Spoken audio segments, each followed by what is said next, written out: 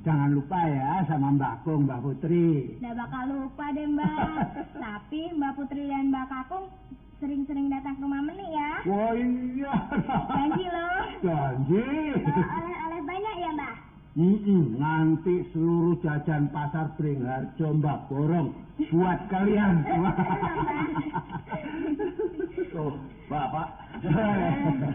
Pak Broto. Iya, Ma. Beres semua dah? Beres, sehat, ini pun. Iya. Ya, biasa itu. Jarak? Iya, Pak. Jam berapa nanti tinggal? Oh, itu nanti, Pak, jam 10. Sesuai dengan pesan Bapak, kan?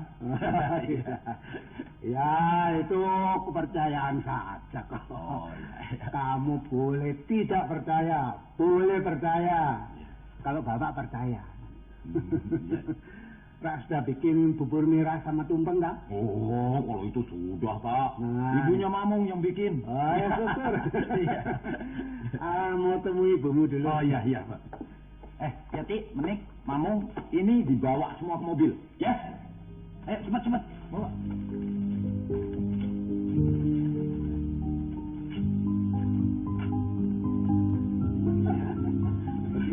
Betul, Pak. Halo, Anissa. Bapak itu datang tepat pada waktunya loh Pak. Gimana hasilmu? Kamu ke Mbak Pur dulu mau permisi.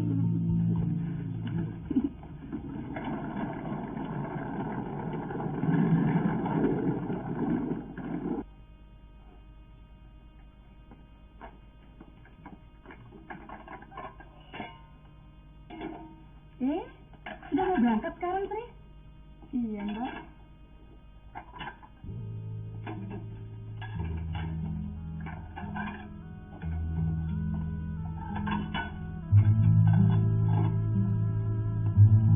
Rasanya kok berat sekali meninggalkan tempat ini. Perpisahan memang terasa berat. Itu biasa, Sri. Tapi 1 jam lagi kamu juga sudah lupa dengan tempat yang begini. Karena kamu sudah sibuk dengan rumah baru itu. Rumah baru? Malu aku ya. Rumah kontrakan, itu yang mesti Mbak bilang. Sri, kamu harus bersyukur apa yang sudah diberikan Tuhan kepadamu. Walaupun baru rumah kontrakan, bukankah itu yang sudah lama kamu idam-idamkan?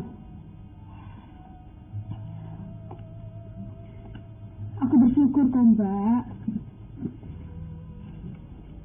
Nggak tahu ya. Tiba-tiba kok rasanya sedih sekali meninggalkan tempat ini. Lalu satu kota saja kok pakai sedih. 20 kali sehari kamu bisa datang ke sini kalau kamu pengen. Ayo sana berangkat. Ayo.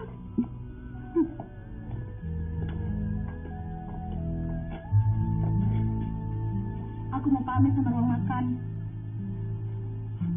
Masih ada yang makan di sana? Masih ada 2 orang. Ya enggak apa-apa. Ayo aku temani.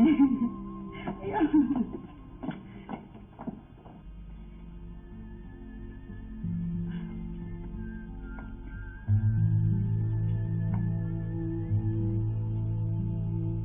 Ayo tuh Sri. Silahkan pamit dengan ruang makan ini. Kamu ini ada-ada saja, Sri. Ada apa, Mbak Pur? Ini loh Pak, Sri dan keluarganya itu mau pindah ke rumah sendiri. Maksud saya, dia tidak tinggal di losmen ini lagi maksud saya itu. Oh iya, pantas.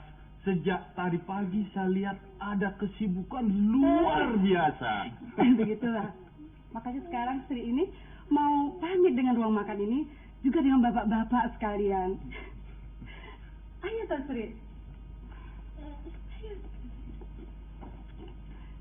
Sekarang saya mau pamit sama bapak.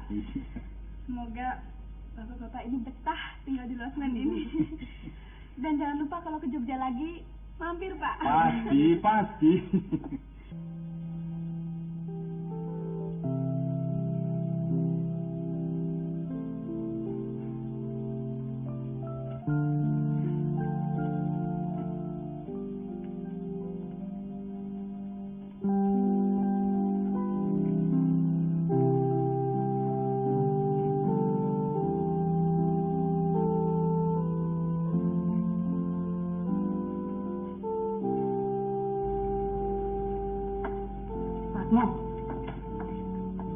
Ibu kok termenung terus di bekas kamarnya Sri?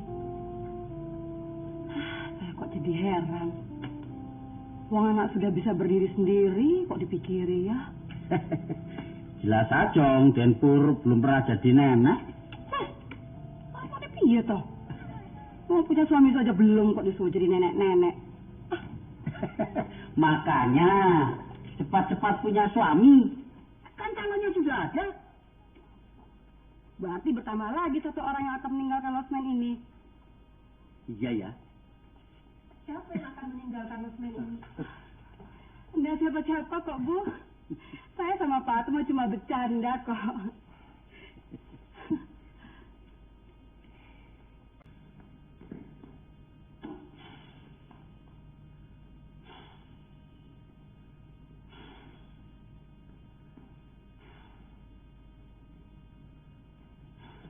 Nuwun, Pak Broto. Pak Pawiro. Baru turun dari bis apa dari kereta api, Pak? Bis dari Bandung. Wah. Monggo, Pak. Iya. Mari masuk. Wah. Rupanya Pak Pawiro kangen Yoja ya. Wah. Lebih daripada kangen, Pak Broto. Lah kok Bu Pawiro tidak dibawa? Nanti saja kalau sudah dapat rumah yang cocok. Loh, rupanya Pak Pawiro mau menetap kembali di Yoja. Ya, begitulah, Pak Broto. Tidak betah tinggal sama anak dan mantu. Nah, kok bisa begitu, Pak? Ya memang begitu. Siapa yang betah? Kalau orang-orang tua seperti kita-kita ini diperlakukan seperti orang jompo. Siapa yang betah? Duduk, Pak Pawiro. Mari.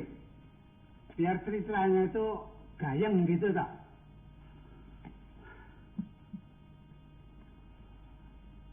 Tempat ini bikin orang jadi kangen. Ayem lan tentrem. Ya, gitulah. Pak Broto, saya pingin beli rumah kecil-kecilan. Asal halamannya luas. Ini pingin piara ayam sambil nanem sayur-sayuran. Oh, bagus itu. Iya. Cuma kabarnya rumah di Yojo ini harganya juga sudah mahal, Pak. Iya, saya sudah dengar itu. Tapi kan saya masih punya uang sedikit-sedikit. Hasil penjualan rumah saya yang di Mintaran dulu itu. Ingat? Oh iya. Pengen punya rumah sendiri daripada dompleng sama anak dan mantu. Memang ya enaknya begitu itu, Pak Pawiro. Betul. Jadi kita ini bisa ngatur sendiri, menentukan sendiri apa yang kita maui.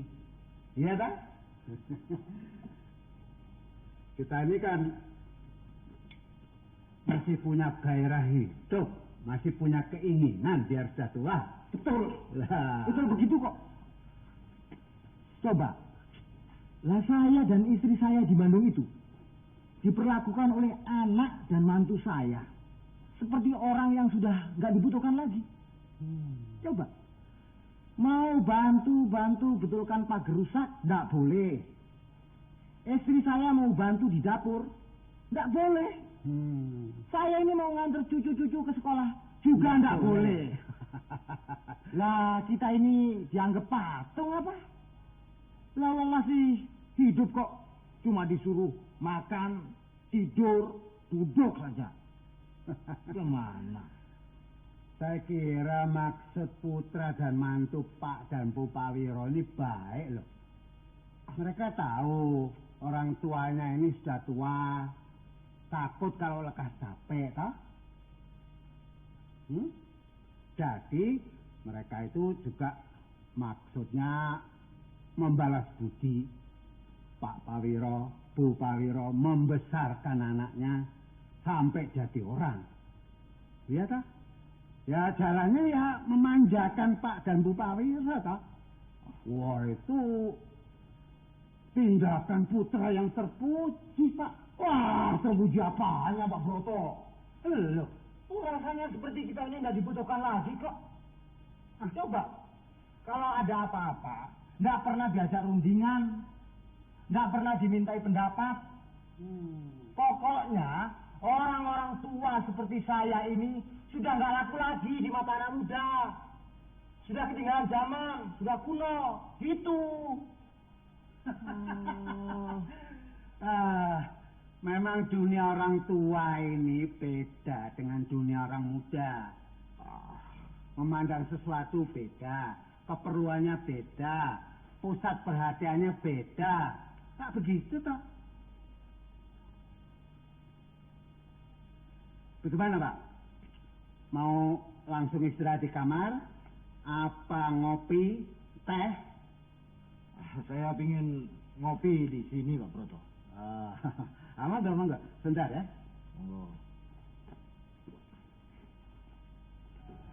Kenapa? Jengkel? Sama siapa? Sama siapa tuh kamu ini ditanya dari tadi kok cuma geleng ngangguk. Saya tuh bilang, jengkel sama siapa? Sama ibu. Loh, kok sama ibu? Wong ibu nggak apa-apa kok. Bukan ibu yang ini, ibunya Mas Jarot, ibu mertua Sri. Oh, begitu. Kapan dia datang? Sudah 5 hari. Walah, baru 5 hari saja kok. Sudah nangis-nangis begitu. Sri. Ayo cerita. Hari pertama ibu datang, Sri masak agak mewah. Namanya mau menghormati mertua. Iya, terus? Taunya saya disindir. Katanya saya ini tidak bisa menghargai jerih payah suami. Mas Jarot juga dimarahi. Katanya tidak bisa didik istri, supaya bisa hemat. Besoknya ya sudah, karena takut dimarahi lagi, saya masak sederhana sekali. Cuma tak goreng tempe sama sayur lodeh. Kena lagi saya. Masa ibu bilang, kok di zaman modern seperti sekarang ini masih ada ya ibu-ibu yang diet gizi. Bagaimana ngomong sama adik-adiknya bisa cerdas, tumbuh sehat, kok cuma dikasih makan seperti ini? Pak Tobu, apa sih maunya? Mungkin mertuamu itu cuma ingin mengujimu saja, Sri. Uji apa? Dari pagi sampai malam sebelum tidur, mulutnya ngomel terus. Sampai anak-anak nggak suka sama mbahnya sendiri. Mau main ke rumah tetangga, dimarahi. Akhirnya anak tetangga tak suruh main semua ke rumah. Malah diomeli lagi. Rumah kayak pasar, kotor. Nggak tahu Bu, benar-benar serba salah. Katanya mau sampai kapan di sini? Ya selamanya. Loh, masa iya toh Sri? Walah. Memang saya dan Mas Jarot yang nyuruh ibu tinggal di sini. Soalnya kasihan kalau di Ponorogo sendirian. Waktu kami dulu berlibur ke sana, ibu baik sekali. Nggak seperti sekarang ini. Sekarang kok jadi lain? Mungkin kamu yang terlalu berprasangka. Maksud mertuamu itu baik, tapi kamu yang menafsirkannya lain barangkali. Itu kok jadi menyalahkan saya, Bu? Oh, ibu tidak nyalahkan siapa-siapa kok, Sri. Ibu cuma mau meletakkan persoalan ini secara benar. Kalau soal urusan antara mertua sama menantu itu, sudah biasa. Yang perlu kita cari jalan keluarnya ialah bagaimana mengatasi ketidakserasian itu. Begitu loh, Sri. Ngerti nggak kamu? Ngerti sih, ngerti. Lantas? Rasa sudah tidak tahan lagi, Bu. Ke dapur dulu, minum air yang dingin, supaya hatimu tenang, ya? Ayo, Mbak. Yes, anak. Ya.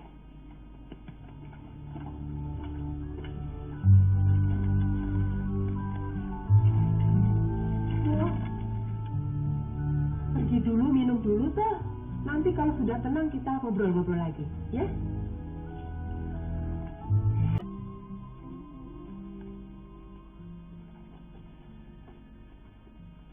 Selamat siang, Bu. Nak Jarot. Tidak, Nak? Ya, Bu. Sudah ketemu Sri? Sudah, Bu. Dia ada di ruang makan dengan Mbak Pur. Ajak pulang sana. Sudah, Bu. Tapi dia tidak mau pulang. Tadi Sri sudah cerita banyak sekali tentang rumah tangga kalian. Tentunya Nak Jarot bisa mengira toh kira-kira apa saja yang diadukan oleh Sri pada ibu, ya kan? Ya, saya juga tahu, Bu. Dan saya pikir Jeng Sri tidak mengada-ada. Kalau begitu betul apa yang dia katakan. Ya. Ya, saya kira begitulah, Bu. Dan tentunya itu tadi sudah sampai pada puncaknya, sampai dia itu kemari. Ada apa tuh, Nak? Saya sendiri tidak tahu, Bu. Pagi-pagi saya sudah pergi ke sanggar lukis. Lalu ketika saya pulang untuk makan siang, Jeng Sri sudah tidak ada di rumah. Lalu aku tanyakan kepada anak-anak, katanya Jeng Sri datang kemari. Iya. Kemudian saya juga tanyakan kepada ibu, apakah pernah ribut-ribut dengan Jeng Sri? Ibu mengatakan tidak ada apa-apa juga, Bu.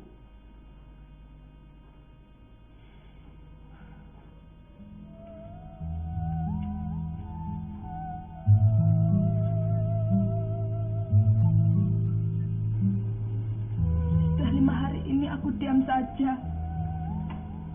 Aku terima dengan sabar segala kelakuan maupun perbuatan ibu mertua yang menyakitkan hati. Tapi hari ini aku sudah tidak tahan, Mbak.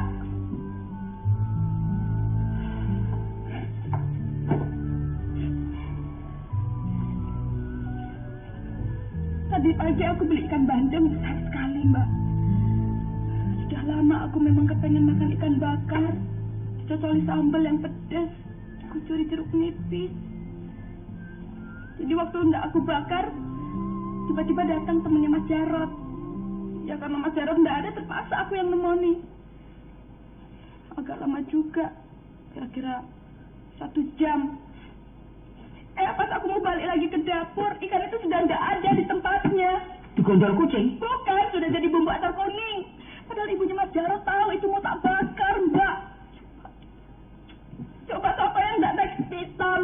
Enak saja melanggar orang lain.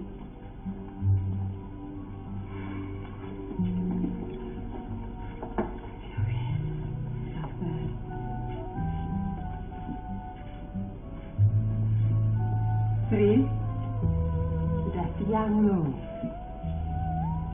Pulang ya, Nduk. Pulang. Masakan sudah matang semua, Bos? Sudah, Bu.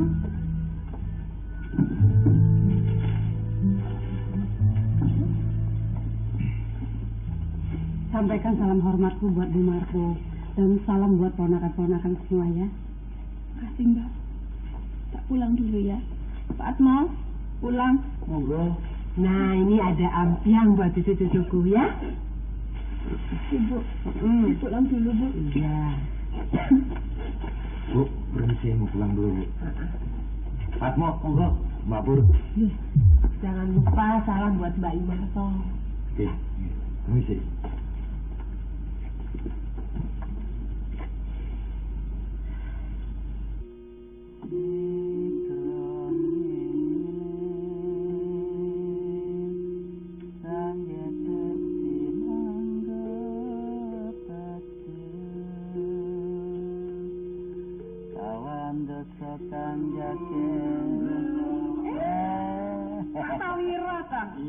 Waduh, semangatnya luar biasa.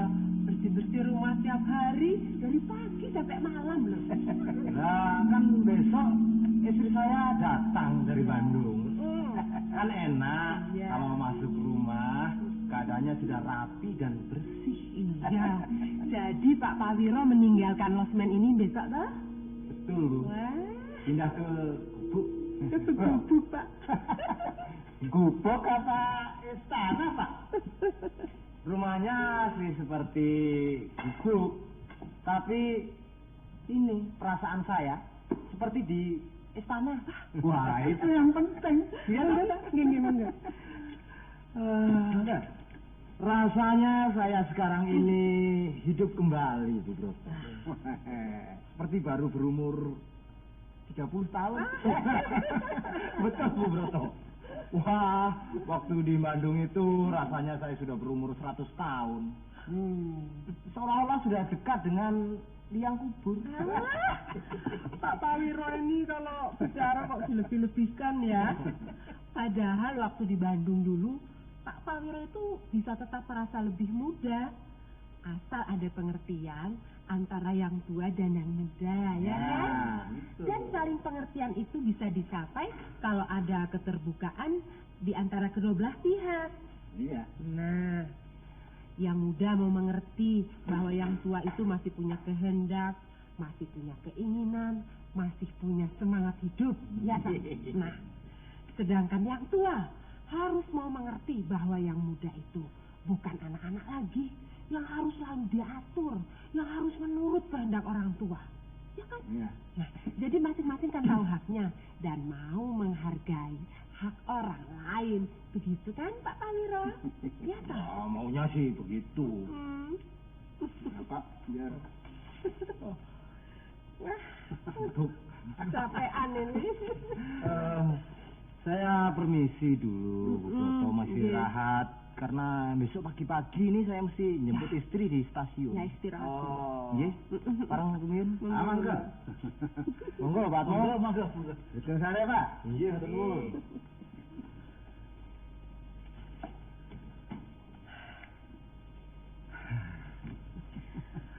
Menantu sama mertua kok selalu cakar-cakaran.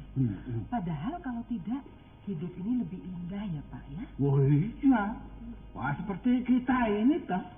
Ayam, tentrem, damai. Ya. Besok jadi toh rapat itu? Wah, iya toh. Kamu, besok pagi itu kamar yang bekas Mak Jarot dirapikan buat rapat. Ya, Oh, nggih. inget ya. Nggih. Ibu istirahat dulu. Monggo sekretaris.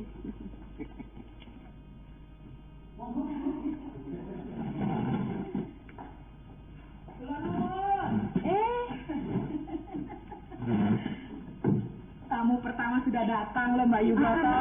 Perkenalkan ini Mbak Yu ipar saya. Ini Mbak Yu Broto, pemilik losmen ini, wira swasta sejati. Moga-moga silakan Jengkirman, Mbak Yu Mangun. Oh, Mbak Yu Mangun. Mbak Yu ipar saya ini saya ajak kemari karena beliau termasuk yang sering perang dengan menantu. Jengkirman ini loh. Hantu kamu karena siap. Rapopo. Isin toh. Nanti di rapat nggak ada rahasiaan loh Mbak Yu. Semuanya harus terbuka. Kalau nggak rapat nggak bisa jalan. Ya, menantu perempuan Mbak Yu Mangun ini orang pintar. Sekolahannya saja sampai ke luar negeri. Punya titel sarjana lagi. Wah, pokoknya hebat.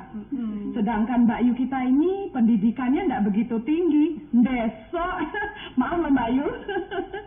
Jadi Mbak Yu kita ini sering minder, rendah diri. Mertua dan menantu jarang sekali ngobrol. Ngomong-ngomongan nggak nyambung. Melihat hubungan yang kurang akrab, putranya menyalahkan istrinya. Si istri marah mengira Mbak Yu Mangun suka ngadu yang enggak pada putranya.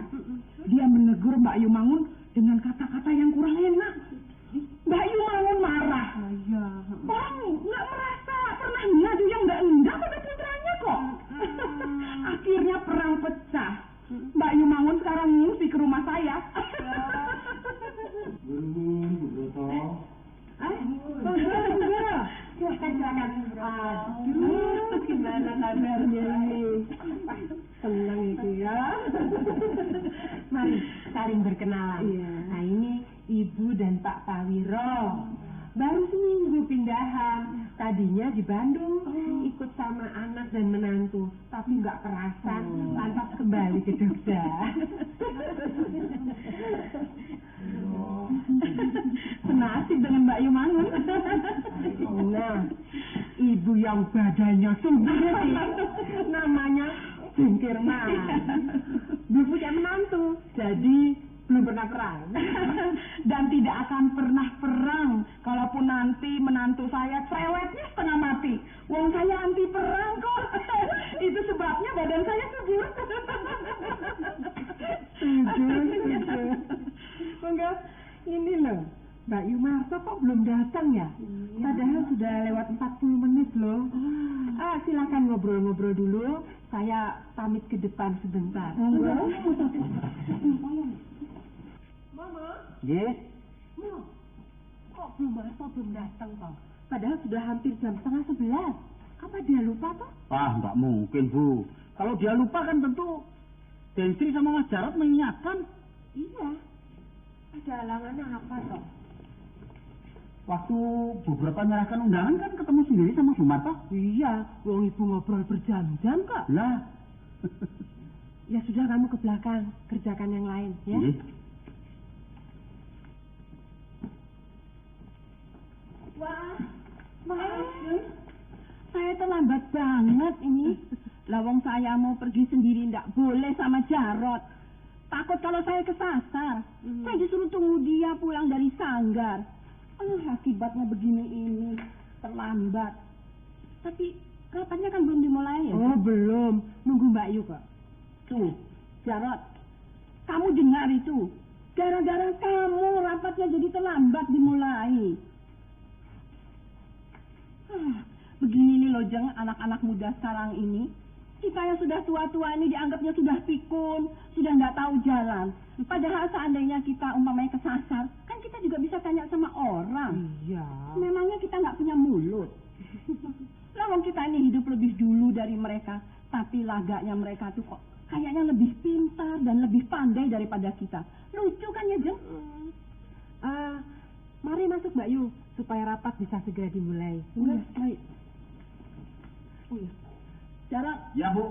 Kamu pulang saja dulu. Ibu nggak usah ditunggu. Baik, Bos.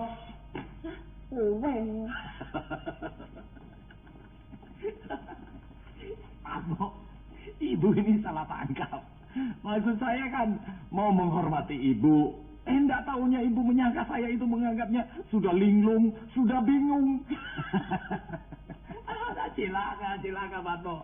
Justru yang begini ini nih, Patmo. Yang sering bikin ribut ini yang begini nih, Patmo. Loh, Pak Pawira, rapatnya mau dimulai kok malah keluar. Rapatnya cuma buat kaum wanita. Lah karena saya merasa bukan wanita, saya tahu diri. Lalu saya keluar. Justru yang tua-tua ini juga harus mengadakan rapat biar rame.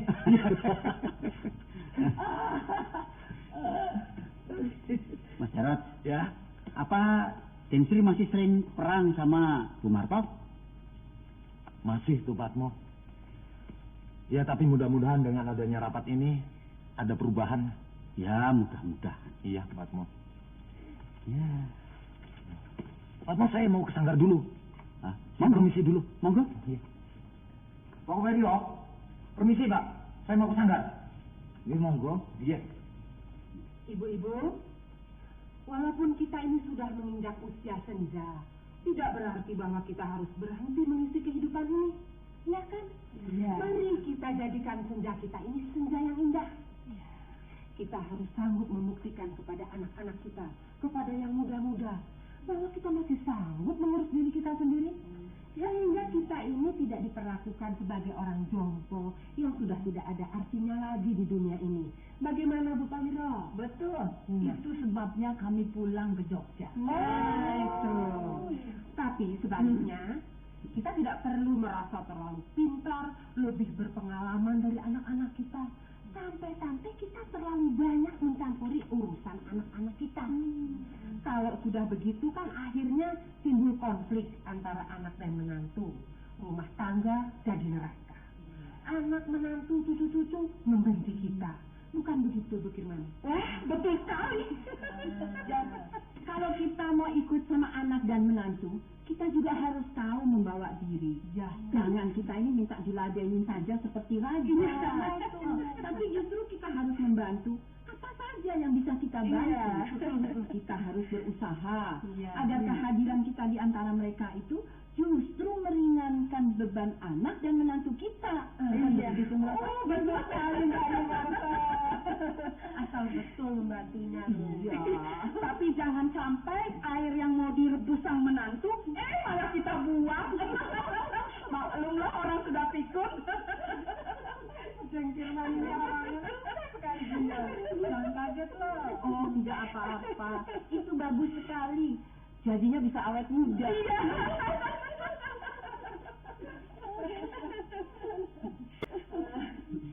Baiklah. Sekarang apa yang akan kita lakukan supaya senja kita itu menjadi indah? Pertama-tama ingin saya ketahui kemampuan apa saja yang dimiliki ibu-ibu yang bisa kita jual. Misalnya, ada yang pintar membuat rempeyek kacang. Ini baru misalnya loh. Nah, dengan modal kita bersama, kita buat rempeyek kacang. Lalu kita pasarkan. Sekarang juga saya berani mencalonkan diri untuk mengambil bagian pemasaran.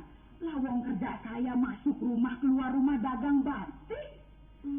Nanti sambilan dagang batik saya bawa juga hasil produksi ibu-ibu. Saya tawarkan ke langganan-langganan dari rumah ke rumah. Istilah gagahnya door to door. Begitu loh Mbak Ayu. Bagus sekali loh dipikirkan. Mari ibu-ibu masing-masing bolehlah mengajukan sarannya. Silakan. Begini, waktu saya di Ponorogo dulu, saya ini terkenal enak loh kalau bikin sambal pecel sama keripik tempe. Iya betul, waktu suami saya masih hidup ya dulu, semua pekerjaan rumah tangga itu kan dikerjakan oleh pembantu. Nah, untuk mengisi keisengan saya itu saya membuka toko kembang. Langganan saya banyak sekali loh. Buket kembang saya itu indah sekali. Karena saya banyak mengambil dari contoh-contoh dari buku Jepang. Memang Jepang itu pintar sekali kalau membuat buket kembang. Betul memang. Jadi Mbak Yumarto ini bisa menggarap toko kembang, membuat keripik tempe, sambal pecel. Lalu Mbak Yumarto apa? Kalau saya soal masak nggak begitu asli. Tapi kalau menjahit, ini saya senang membuat desain pakaian. Jadi cuma itu saja yang saya bisa tawarkan untuk Sekali Mbak Imangun, kita bisa bikin jahitan, ya. Nah, Mbak Yu nggak usah mengerjakan sendiri. Nanti kita akan carikan pembantu-pembantu. Tugas Mbak Yu membuat desain dan mengawasi pembantu-pembantu tadi.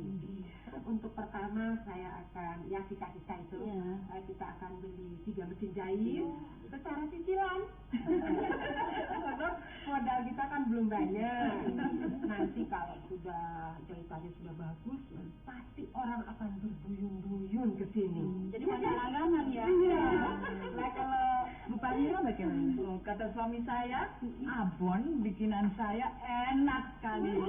Boleh lain dengan yang di toko-toko itu. Pengen ya? Itu kata suami saya. Tapi boleh saya kirim ibu-ibu contohnya, supaya dicicipi dulu enak tidaknya. Mau tahu? Baik, terima kasih sekali Bu Parira. Nah, jadi langkah pertama kita nanti membuka toko kembang, ya kan? Penjahitan, keripik tempe dan sambal pecel, lalu abon yang akan dipasarkan ke rumah-rumah. Tapi modalnya dari mana, Jeng Broto? Nah, ini yang akan kita carikan jalan keluarnya. Bahwa masing-masing ibu nanti bantu mencarikan jalan begitu ya. Kita pikirkan bersama. Kalau soal tempat nggak perlu dipikirkan. Di belakang Rosmen ini ada tanah kosong yang lumayan luas. Nanti kita bangun secara sederhana untuk di mana kita akan melakukan kegiatan-kegiatan tadi. Bikin apa? Buka toko kembang, jahitan, ya pokoknya masak-masak ya. Kalau untuk kantornya sementara kita pakai ruangan ini. Wah, kedengarannya rencana kerja kita hebat sekali, Mbak Yu. Memang. Dan dengan kerja mendatang ini akan membuat ibu-ibu nanti memiliki arti hidup ini kembali. Kita nggak perlu gondreng lagi sama anak-anak kita, ya kan? Tidak perlu keisengan. Lantas tidak tahu dengan apa mengisi hari-hari kita yang panjang itu. Ya kan? Pokoknya rencana ini harus kita jalankan. Iya. Setuju kan? Setuju, Mbak Yu. Hidangan sudah selesai, dipersilahkan di ruangan makan. Ibu sudah lapar ini. Nampaknya kita istirahat sebentar, kita makan siang. Wah, makan besar kita kali ini. Saya akan makan sekenyang-kenyangnya biar tambah gemuk. Jengkirman ini bagaimana? Orang lain kepingin langsing kok Jengkirman malah mau tambah gemuk. Kalau tadi Bu Broto mengatakan senja itu indah, saya mengatakan gemuk itu indah.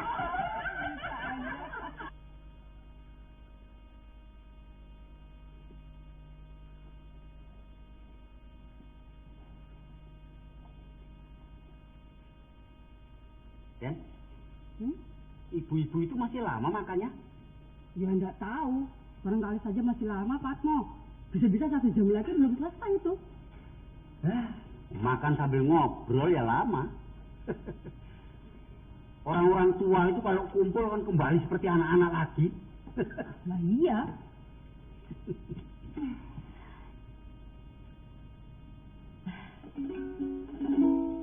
Als de orchideeën bloeien,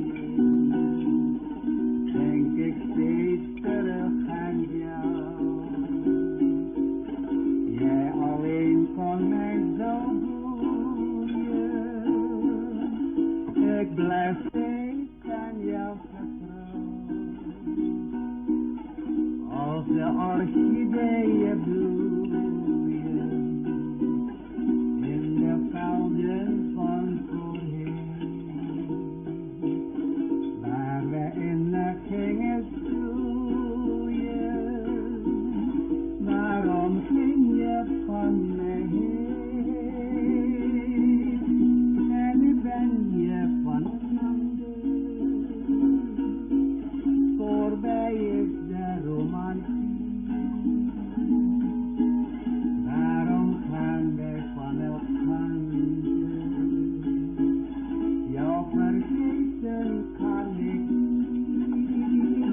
Sudah. Saya kira istirahatnya sudah cukup toh. Nah, sebelum rapat kita lanjutkan, saya ingin mengajak ibu-ibu melihat lokasi di mana kita akan melakukan kegiatan nanti. Enggak. Tapi saya perlu mengucapkan terima kasih atas makanan yang begitu enak dan hiburan yang diberikan Pak Broto yang begitu romantis.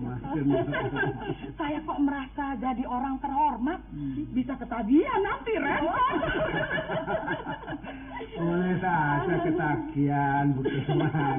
Nanti rawuh kemari, saya nyanyikan lagu-lagu lama. Nostalgia. Apa boleh Mbak Yubroto? Lah, boleh-boleh saja. Monggo sih, Enggak. Naik apa kita ke sana? Ini katanya kita belum jompo dah ya? Iya, jalan kaki toh. Wong tempatnya juga di belakang losmen ini. Tunggu dulu. Siapa yang mau menggandeng saya ya? Saya kekenyangan nih. Sampai tak kuat berdiri. Alah, ibu yang satu ini kok. Ayo digotong ya.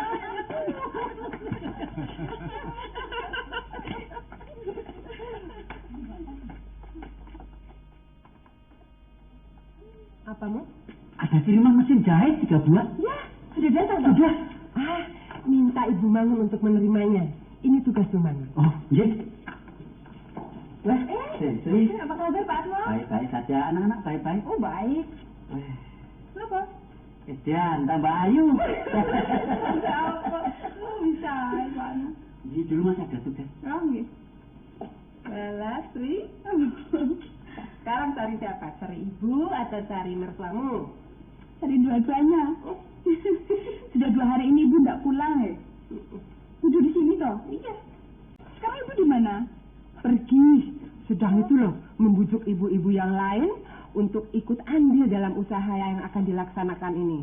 Wah, hasilnya lumayan loh. Berapa ya? 17 orang sudah. Kalau usaha pembuatan keripik tempe, abon, sambal pecel sudah jalan. Modalnya sedikit kok. Tapi ini persiapan untuk membuka toko kembang dan penjahitan. Nah ini modalnya perlu banyak. Kalau mau coba abon kita ke dapur. Aduh. Minta sama ini loh, anak buahnya Subali. Promosi ya Bu? Iya.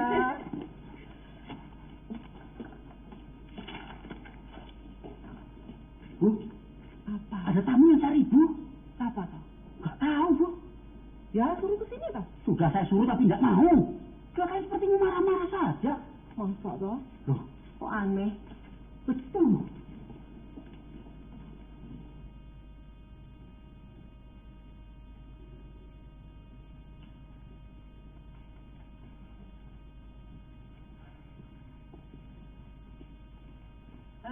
Selamat siang. Selamat siang. Saya pemilik losmen ini. Barangkali ada perlu dengan saya? Iya. Saya dengar ibu saya ada di sini. Apa betul? Siapa ibu Anda? Ibu Pak Wiro. Oh, Saya baru datang dari Bandung. ya. Ibu Anda memang di sini. Beliau sedang bekerja. Saya tidak mengizinkan ibu saya bekerja. Kedatangan saya kemari untuk menjemput beliau. Loh, wong ibu Anda itu masih senang bekerja kok. Karena hanya dengan bekerjalah beliau maupun kami yang tua-tua ini masih merasa ada artinya hidup di dunia ini loh.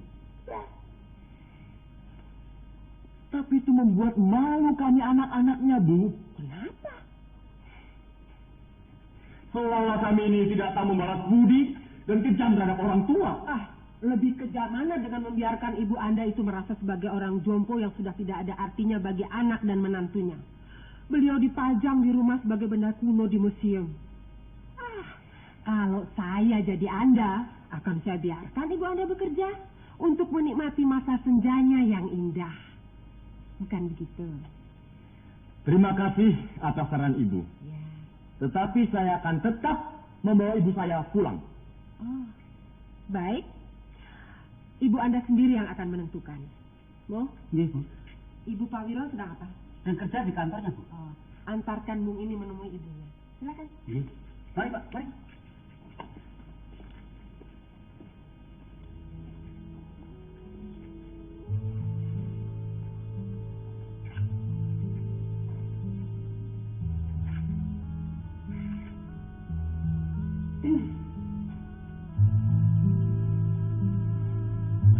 Bu Broto, kami mau permisi sebentar, mau jalan-jalan. Jalan-jalan. Iya. Silahkan Bu, monggo.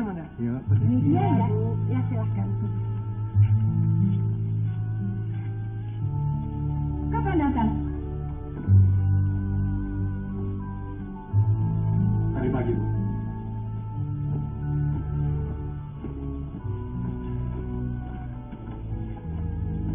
Semuanya sehat-sehat di Bandung. Berkat doa ibu dan bapak.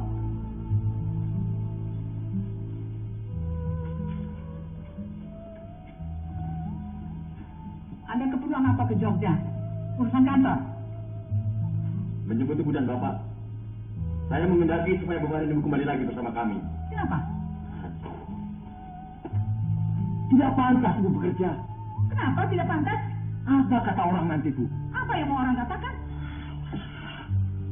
Ibu tak usah pura-pura lah. Ibu tahu persis apa yang akan mereka katakan nanti. Apa yang mau dikatakan orang?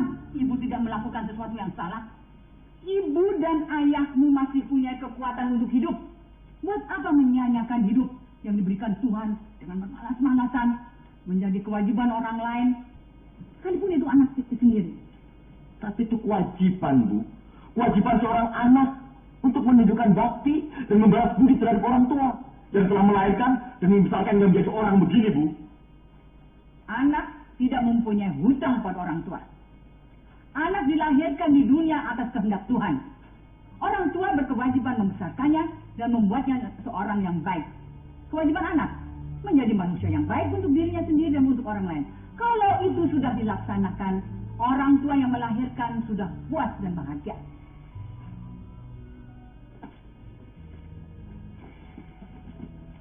Roto, ibu bahagia kau hidup berkecukupan dengan anak dan istrimu. Itu yang harus kau pertahankan dan tingkatkan. Jadi Ibu tetap berkeras untuk bekerja dan tinggal di Jogja ini. Iya.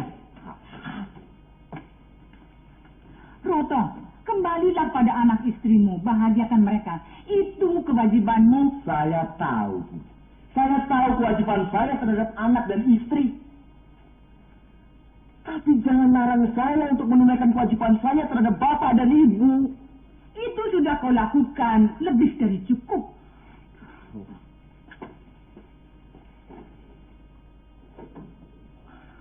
Kau sudah ketemu bapak? Sudah sebelum kemarin tadi. Di rumah ada sambal goreng udang dan lodeh. Temanilah bapakmu makan.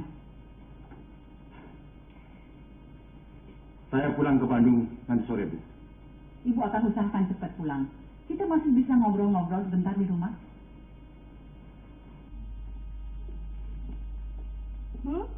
Iya. Wah, abonnya enak banget ya, dia kan? Murah lagi. Sudah mulai laku loh sekarang. Ya, hebat. Permisi, Bu. Pulang dulu. Monggo.